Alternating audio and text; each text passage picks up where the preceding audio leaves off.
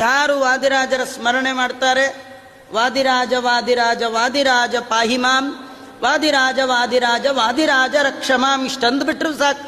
ಅವರ ನಾಮಸ್ಮರಣೆ ಸಾಕು, ಅವರ ಕಥಾ ಸಾಕು, ದೊಡ್ಡವರ ಕಥಾ. ಅವರು ಇಂಥ ಕಡೆ ಬಂದ್ರು, ಇಂಥ ಕಡೆ ಕೂತಿದ್ರು, ಇಂತೆಲ್ಲ ಮಹಿಮೆಗಳನ್ನ ಮಾಡಿದ್ದಾರೆ ಅಂತ ಸ್ಮರಣೆಗೆ ತಂದುಕೊಂಡರೂ ಸಾಕಂತ. ತುಂಬಾ ಬೇಡ, ಸ್ಮರಣೆಗೆ ತಂದುಕೊಂಡ್ರೆ ಇಂಥ ಕಡೆ ಚಾತುರ್ಮಾಸ್ಯ ಕೂತಿದ್ರು, ಇಂಥ ಪ್ರತಿಮೆಯ ಅರ್ಚನೆ ಮಾಡಿದ್ರು, ಇಷ್ಟು ಕೇಳಿದ್ರು ಅದು ಮೋಕ್ಷಕ್ಕೆ ಕಾರಣ ಆಗತ್ತಂತ. ಅಂಥದ್ರಲ್ಲಿ ಮಹಾತ್ಮರು ಸತ್ಯಲೋಕದ ಅಧಿಪತಿಗಳಾಗುವ ಯೋಗ್ಯತೆ ಉಳ್ಳವರು. ವಾದಿರಾಜರ ಬಗ್ಗೆ ಹೇಳಿದರೆ, ವಾದಿರಾಜರ ಗ್ರಂಥಗಳ ಬಗ್ಗೆ ಸ್ವಲ್ಪ ಶ್ರವಣ ಮಾಡಿದರೂ ಕೂಡ ಅತೀ ಪುಣ್ಯ.